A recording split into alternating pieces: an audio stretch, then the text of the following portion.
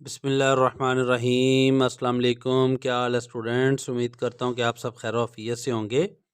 MTH 501 की series का हमने आगाज़ किया हुआ है। इसकी ऑलरेडी सीरीज़ तो मौजूद है, लेकिन कुछ वीएन प्रॉब्लम था, देखने में दिक्कत आ रही थी, तो थोड़ी मुश्किल सी आ रही थी बच्चों को, तो इसलिए उन्होंने कहा कि सर इसके लेक्चर्स जो हैं वो दोबारा रिकॉर्ड करें, तो मैं फिर दोबारा रिकॉर्ड कर रहा हूँ। आज MTH 501 का लेक्चर नंबर 6 है जो हमने डिस्कस करना है। लेक्चर शुरू करने से पहले आप सबसे रिक्वेस्ट है कि चैनल को सब्सक्राइब कर दें, वीडियो को लाइक करें और शेयर ज़रूर करें। और उसके अलावा अगर आपको ये हैंड रिटन नोट्स चाहिए तो डिस्क्रिप्शन में मेरे व्हाट्सएप ग्रुप का लिंक मौजूद है, उसको ज्वाइन करके आप free of cost handwritten notes हासिल कर सकते हैं। लेकिन चैनल को ज़रूर सब्सक्राइब करना है आपने। चलते हैं, आज का हमारा टॉपिक जो है वो मैट्रिक्स इक्वेशन के बारे में है।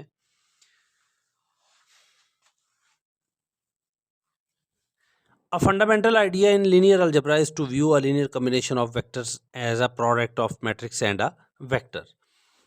लीनियर अलजेब्रा में जो बेसिक कॉन्सेप्ट है ना, वो लीनियर कॉम्बिनेशन का है, जिसमें हम किसी भी वेक्टर्स को या मैट्रिक्स को उसके वेक्टर के साथ एक लीनियर कॉम्बिनेशन की फॉर्म में लिखते हैं। डेफिनेशन को समझते हैं और हमारा कॉन्सेप्ट क्लियर हो जाएगा। कहते हैं कि अगर आपके पास एक मैट्रिक्स ए है जिसका ऑर्डर आपके पास m क्रॉस n है, मान लो कि इस ए मैट्रिक्स के जो कॉलम है वो आपके पास हैं A1 A2 और AN तक। ठीक हो गया। अब वो कहता है कि आपके पास and if x is in Rn, आपके पास कोई x है जो कि Rn स्पेस बना रहा है। Rn क्यों बना रहा है? क्योंकि आपके पास कॉलम्स जो हैं वो AN तक जा रहे हैं, तो इसलिए Rn की बात हो रही है। अब वो कहता है कि इन दोनों का जो प्रोडक्ट होगा उसको हम किससे डिनोट करते हैं? हम AX से डिनोट करते हैं। लेकिन ये जो AX है ये आपके पास लीनियर कॉम्बिनेशन होगा किस किस का? Columns of A using the corresponding entries in X as a weights, that is. अच्छा, इसको थोड़ा सा समझ लें। वो कहता है कि जी आपके पास एक मैट्रिक्स A है, उसके कॉलम्स हैं A1 A2 AN तक। अब वो कहता है आपके पास कोई एक वैल्यू x है, मान लो कि आपके पास x जो है आपके पास एक वेक्टर है।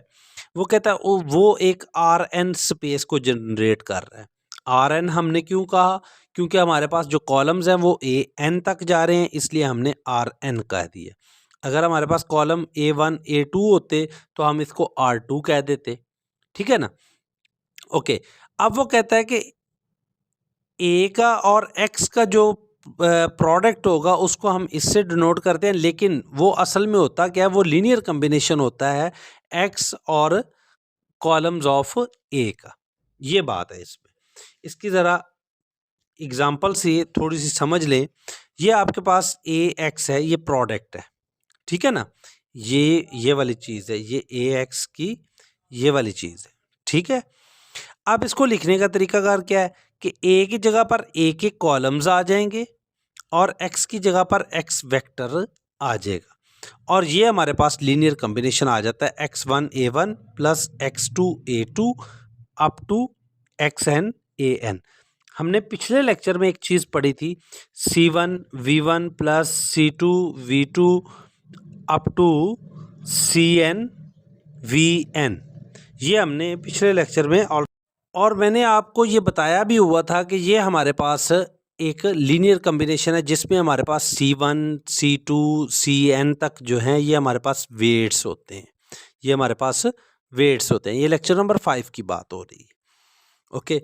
अब हमारे पास एक नोट है, कहता है date AX is defined only if the number of columns of A equal to the number of entries in X। इसको ज़रा आगे एग्जाम्पल है उससे आप समझ लीजिएगा कि AX जो है ये हमारे पास कब होगी।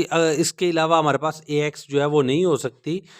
वो चांस ये हैं, वो कंडीशन ये है कि जब आपके पास A मैट्रिक्स जो है उसके number of columns equal to होंगे नंबर ऑफ एंट्रीज के। ठीक है ना? मतलब कि आपके पास ये 3 कॉलम है ना, 1 2 3, तो एंट्रीज कितनी है? 1 2 3, फिर ही आपके पास जाकर ये मुमकिन है। अब इनको मल्टीप्लाई करने का तरीकाकार क्या है? सिंपल सा तरीकाकार है, कॉरस्पॉन्डिंग एंट्रीज के साथ मल्टीप्लाई कर देना है। मसलन ये 4 है, 4 को आपने फर्स्ट कॉलम के साथ मल्टीप्लाई कर दिया, इसी तरह 3 को आपने सेकंड कॉलम के साथ मल्टीप्लाई कर दिया, 7 को आपने थर्ड कॉलम के साथ मल्टीप्लाई कर दिया, और इन सबको सिंप्लीफाई करेंगे तो आपके पास आंसर 3, 6 आ जाएगा। ठीक है, ये यहाँ पर यही किया हुआ है, 4 into 1 0 first column, 3 into 5 minus 2 plus 7 into -1 और 3। ओके हो गया। अब हमारे पास एक क्वेश्चन आ जाता है, एग्जाम्पल है, वो कहता है if V1 V2 V3 in Rm right the linear combination 3V1 plus -5V2 plus 7V3 as a matrix times a vector. अच्छा, अब हमें उसने कहा है कि जी ये आपके पास एक इक्वेशन है, यह आपके पास एक लीनियर कम्बिनेशन की फॉर्म है। ठीक है, इक्वेशन बोल के लीनियर कम्बिनेशन की फॉर्म है, इसको आपने मैट्रिक्स की फॉर्म में लेकर आना है और हमें बताना है कि जी इसका मैट्रिक्स क्या बनता है। ठीक हो गया। अब हम इसको सॉल्व करते हैं। सॉल्यूशन हमारे पास बहुत आसान सी एग्जांपल है ये, place V1 V2 up and V3 in the columns of matrix of a matrix A and place the weights 3 -5 and 7 into vector x। अच्छा, अब ज़रा इसको थोड़ा सा समझ लें। ये देखें, ये हमारे पास जो उसने हमें लीनियर कम्बिनेशन दिया हुआ था वो ये है हमारे पास, क्या है जी, 3V1 -5V2 प्लस 7V3। ठीक हो गया यहाँ तक। ओके, अब हमारे पास ये वाली जो चीज़ है, ये 3, 5 और 7, ये हमारे पास वेट्स हैं, ये हमारे पास क्या हैं, वेट्स हैं। तो जब हमारे पास ये वेट्स हैं, तो हमने पीछे अभी थोड़ी देर पहले अभी ही इसी लेक्चर में हमने एक चीज़ पढ़ी थी कि x1 A1 plus x2 A2 plus up to xn AN। तो हमारे पास वेट्स क्या थे, x थे। ठीक है ना, x ही वेट्स थे ना हमारे पास। तो हमने x को किस फॉर्म में लिख दिया था, हमने x को इस फॉर्म में लिख दिया था, ये देखिए ये वाले। ठीक हो गया, इस फॉर्म में हमने लिख दिया था। ठीक है, और जो हमारे पास वैल्यूज़ थी हमने उनको इस फॉर्म में लिख दिया था। तो फिर हमारे पास जो हमारे पास उसने रिलेशन दिया हुआ है 3, 5 और 7 का, ये हमारे पास वेट्स आ गए। तो वेट्स को हमने 3 -5 और 7 की फॉर्म में लिख दिया, और जो हमारे पास V1 V2 और V3 थे उसको हमने एज ए रॉ मैट्रिक्स की फॉर्म में लिख दिया है। ये हमारे पास प्रोडक्ट आएगा किसका, AX का।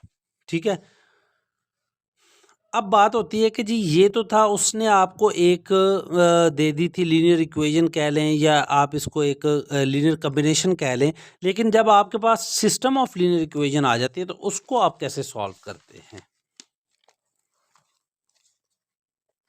जी, सिस्टम ऑफ लीनियर इक्वेशन में ये आपके पास एक सिस्टम दे दिया, उसने कहा जी x1 plus 2x2 minus x3 is equal to 4 है, और -5x2 plus 3x3 is equal to 1 है, और वो कहता है इसको इसके लीनियर कम्बिनेशन की फॉर्म में लिखो। तो सिंपल सी बात है कि लीनियर कम्बिनेशन की फॉर्म में लिखना कैसे है। अब ज़रा इसको समझ लें थोड़ा सा, यहाँ पर मैं इसको समझा देता हूँ। हमारे पास x1 जो है, ये तो हमारे पास वेट्स है ना, वेट्स को तो हमने ऐसे ही लिख दिया, लेकिन हमारे पास दोनों ये हमारे पास एक सिस्टम ऑफ लीनियर इक्वेशन है ना, तो इसमें हमारे पास x1 की वैल्यू क्या क्या आ रही है दोनों इक्वेशन में। तो ऊपर वाली इक्वेशन में हमारे पास वैल्यू आ रही है x1 की 1, और नीचे वाली में x1 नहीं है तो हमने वैल्यू 0 लिख दी। ठीक हो गया। इसी तरह ही प्लस जब हमारे पास बात आती है x2 की, तो हमारे पास जो सिस्टम है इसमें x2 की क्या कौन कौन सी वैल्यू है, 2 और -5। तो यहाँ पर हमने लिखते हैं 2 और -5। इसी तरह ही जब बात आती है x3 की तो हमारे पास x3 आ जाता है, और इसके ये तो वेट्स है ना x3 जो है, लेकिन इसकी जो हमारे पास वैल्यूज़ है वो क्या क्या हैं, वो हमारे पास ऊपर वाली में x3 की वैल्यू 1 है और नीचे वाली में 3x3 है, तो इट्स मीन कि ये 3 आ, ओके हो गया, इज इक्वल टू ये हमारे पास 4 और 1 आ गया। ठीक हो गया। यहाँ पर भी ये देखें कि यही चीज़ लिखी हुई है। ठीक है। अब नेक्स्ट हमने क्या करना है, हमने इसमें से ये जो हमारे x1 x2 x3 हैं, इसको तो हमने एज ए कॉलम मैट्रिक्स लिखना है, क्योंकि हमने वेट्स को कॉलम की शेप में लिखा हुआ था, और इन वेक्टर्स को, ये जो हमारे पास वेक्टर्स आए हुए हैं, इनको हमने मैट्रिक्स की फॉर्म में लिख देना है। और कैसे लिखना है कि ये फर्स्ट कॉलम होगा, ये सेकंड कॉलम होगा और ये थर्ड कॉलम होगा। तो यहाँ पर यही काम हुआ है कि हमारे पास फर्स्ट कॉलम की क्या वैल्यू आ रही है 1 0 1 0, और सेकंड की क्या आ रही है 2 -5, और थर्ड की क्या आ रही है -1 और 3, और x1 x2 और x3 एज इट इज़ आ गया। और ये हमारे पास बी मैट्रिक्स समझ लें इसको, 4 और 1 वाला आ गया। तो ये हमारे पास आ गया जी AX इज इक्वल टू बी। आई होप कि आपको अच्छी तरह समझ आ गई होगी, कोई इशू नहीं हुआ होगा। एक थ्योरम है, थ्योरम में कहता है if A is an M cross N matrix with column A1 A2 up to AN, and if B is in Rm, the matrix equation AX is equal to B has the same solution set as the vector equation। Vector equation क्या थी हमारे पास, linear combination की form. ठीक है ना। तो जो solution आपके पास मैट्रिक्स ए और एक्स का निकलेगा, वो किसके इक्वल आएगा, वो बी के इक्वल आएगा। यहाँ पर ये बात कह रहा है। आगे आता है existence of solution. The equation AX B has a solution if and only if B is in linear combination of the column of A। आपके पास ये जो B है, इसकी वैल्यू सिर्फ उसी सूरत में मुमकिन हो सकती है जब आप इस A को लीनियर कॉम्बिनेशन की फॉर्म में लिख सकते हो, उसके अलावा मुमकिन नहीं है। यहाँ पर यही चीज़ आपको समझाई गई है। Okay, which of the following are linear combination. एक एग्जांपल है हमारे पास, उसने हमें कैपिटल A, कैपिटल B और कैपिटल C की वैल्यू दी हुई है, और कहता है कि जी ये स्मॉल a, स्मॉल b और स्मॉल c है। इसमें से आप फाइंड आउट करो कि कौन सा लीनियर कम्बिनेशन की फॉर्म में बनता है और कौन सा नहीं बनता। एक मिसाल मैंने की है, बाकी आप खुद कीजिएगा। ठीक है। ये मैंने फर्स्ट मैट्रिक्स A वाला ले लिया, स्मॉल a वाला। ठीक हो गया। अब हम इसको लीनियर कॉम्बिनेशन की फॉर्म में लिखेंगे, करेंगे ना, तो हमारे पास small a into capital A plus small b into capital B plus small c into capital C। ठीक हो गया। अब हमने A हमारे पास एज ए वेट्स हैं, B भी वेट है और C भी वेट है, और कैपिटल A, कैपिटल B और कैपिटल C की वैल्यू हमारे पास गिवन है, वो हमने एंटर कर दी। अब आपका सॉरी यहाँ पे था, ये कैपिटल स्मॉल a वेट है, स्मॉल b वेट है और स्मॉल c वेट है। कैपिटल A की वैल्यू, कैपिटल B की वैल्यू और कैपिटल C की वैल्यू। और ये आप कहेंगे कि जी ये क्या है, तो भाई ये हमने अभी पीछे एक इक्वेशन पढ़ी है, AX is equal to B, तो ये B वाली वैल्यूज। ठीक हो गया। ओके, अब हमने इन A को A, B और C को इन मैट्रिक्स के साथ मल्टीप्लाई करके हमने इक्वेशन निकालने हैं, इक्वेशन बनानी है। ज़रा देखें, ये A को अगर हम 4 के साथ मल्टीप्लाई करते हैं तो हमारे पास 4A आ जाएगा। ठीक हो गया। इसी तरह ही प्लस B को हमने इस 1 से मल्टीप्लाई किया तो हमारे पास B आ गया। इसी तरह ही जब हम C को 0 से मल्टीप्लाई करेंगे तो 0 हो जाएगा, तो कोई आंसर नहीं आएगा। अब हमारे पास ये फर्स्ट एंट्रीज हमने ली हुई हैं। ओके, ये हमने सारी फर्स्ट एंट्रीज ली हैं फर्स्ट इक्वेशन में। तो जब हमने फर्स्ट एंट्रीज ली हैं तो जो हमारे पास मैट्रिक्स B है उसकी भी हम फर्स्ट एंट्री को इक्वल करेंगे ना, तो ये 6 हमारा इक्वल आ जाएगा, 4A plus B is equal to 6। इसी तरह ही दूसरी बात कर लेते हैं। अब ज़रा देखें, ए को जब आप 0 से मल्टीप्लाई करेंगे तो 0 आएगा, इस बी को -1 से मल्टीप्लाई करेंगे तो -b आ गया, इसी तरह इस सी को 2 से मल्टीप्लाई किया तो 2c आ गया। लेकिन अब हमने दूसरी एंट्री ले रहे हैं ना, ये वाली, तो हमने बी वाले मैट्रिक्स में से भी ये वाली एंट्री ले ली, इक्वल कर दिया हमने। इसी तरह ही 3 और 4 इक्वेशन हमने बना ली। अब हमने इन इक्वेशंस को सिमल्टेनियसली सॉल्व करना है। अब वो आपको पता है कि जी वो कैसे सॉल्व करना है, वो सब्ट्रैक्ट करो, ऐड करो, मल्टीप्लाई करो, किसी भी तरीके से आप इन चारों इक्वेशंस को सॉल्व करने के बाद आप इनमें से ए, बी और सी की वैल्यू फाइंड आउट कर लोगे। आपके पास सी की भी निकल आएगी वैल्यू, बी की भी निकल आएगी और ए की भी वैल्यू निकल आएगी। अब जब आपके पास कोई वैल्यू निकल आएगी, कोई ना कोई वैल्यूज आएंगी इनकी, तो ही आप कह सकते हो कि ये लीनियर कॉम्बिनेशन की फॉर्म में मौजूद है। कौन सा? ये वाला जो मैट्रिक्स है, ये स्मॉल ए वाला, ये जो स्मॉल ए मैट्रिक्स है, ये लीनियर कॉम्बिनेशन की फॉर्म में मौजूद है। अगर कोई वैल्यू नहीं निकलती तो उस केस में हम क्या कहते हैं? हम कहते हैं कि जी ये लीनियर कॉम्बिनेशन की फॉर्म में नहीं है। तो यहाँ पर ये लिखा हुआ है, it means that 6 -8 -1 and -8 is linear combination of A, B and C. Okay, अब चलते हैं आगे। हमारे पास एक थ्योरम है। थ्योरम हमारे पास कुछ ऐसा है कि वो कह रहा है कि जी let A be an m cross n matrix, then the following statements are logically equivalent. वो क्या स्टेटमेंट है? पहली स्टेटमेंट है, वो कहता है for each B in R M the equation A X is equal to B has a solution. जब भी आपके पास ये इक्वेशन बनेगी तो इट्स मीन कि कोई ना कोई सोल्यूशन एग्जिस्ट करता है आपके पास। ये नहीं हो सकता कि आपके पास कोई सोल्यूशन ही एग्जिस्ट नहीं करता और आप कहें कि जी ये चीज़ बन गई है। सेकंड वो ये कहता है the columns of A span R. अब जो कॉलम्स ऑफ ए हैं ये स्पैन करते हैं आर एम को, मतलब कि ए जो है वो आपके पास A1 से लेकर AM तक है। तो जब आपके पास कॉलम्स ऑफ ए जो हैं वो स्पैन आर एम है, स्पैन से मतलब ये है कि वो आर एम एक वेक्टर्स को बना रहे हैं या स्पेस एक क्रिएट कर रहे हैं आर एम तक, सॉरी एम तक, ठीक है। फिर वो कहता है A has pivot position in every row. हर रो में कोई ना कोई पिवट पोजीशन होगी। पिवट पोजीशन का कॉन्सेप्ट मैंने पिछले लेक्चर में दे दिया है 5वें में, ठीक है। ये नहीं हो सकता कि हर कोई एक रो जो है वो टोटली ज़ीरो हो, उसमें कोई भी पिवट एलिमेंट ना हो। आगे है हमारे पास एक एग्जांपल है, कहता है each part determine whether the given vector span R3। आप वो कहता है कि जी ये एग्जांपल जो थी ना इसमें मुख्तलिफ पार्ट्स थे, तो एक ए पार्ट जो है ये मैंने सॉल्व कर दिया है, बाकी आप खुद देख लीजिएगा। उसने हमें V1 V2 और V3 की वैल्यू दी है और वो कहता है कि आप चेक करें कि ये जो V1 V2 और V3 हैं ये स्पैन करते हैं R3 को, मतलब कि कोई वेक्टर R3 बना रहे हैं कि नहीं बना रहे हैं, ये हमने चेक करना है। ये डेफिनेशन है।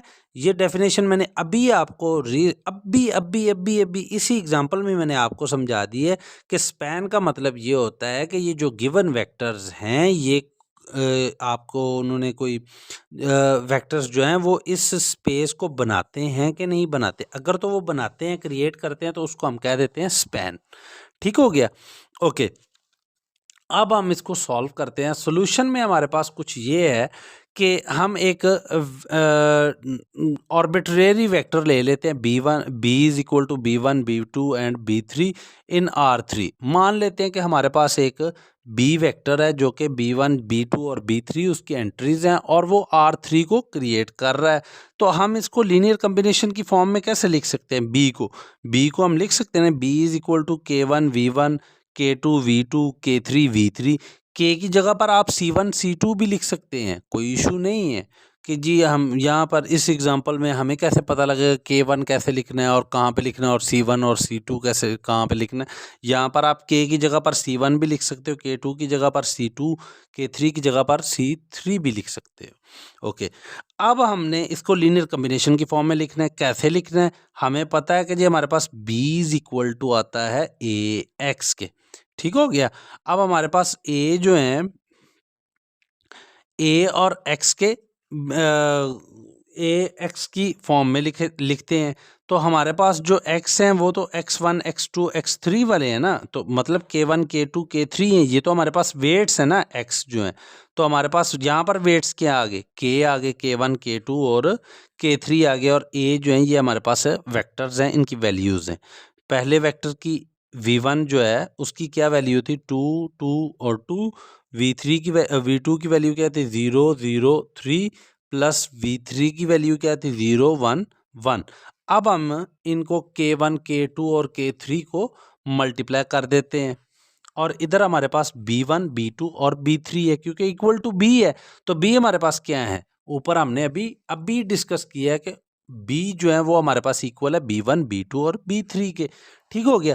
अब हमने इनको लिखना है लीनियर कॉम्बिनेशन की फॉर्म में, इनको हमने खोल लिया, मतलब k1 को हमने मल्टीप्लाई किया, तो ये k1 जो है ये 2 से मल्टीप्लाई होगा। ठीक हो गया। इधर से फर्स्ट एलिमेंट ले रहे हैं ना, अभी हम फर्स्ट एलिमेंट ले रहे हैं। इसका भी फर्स्ट एलिमेंट जो है वो k2 0 k2 होगा, इसका k3 0 होगा, तो यहाँ पर यही बनेगा ना। और इसकी फर्स्ट एंट्री क्या होगी हमारे पास, b1 होगी, तो यहाँ पर भी हमने b1 ही लिखी हुई है। इसी तरह सेकंड एंट्री क्या होगी, 2k1 होगी।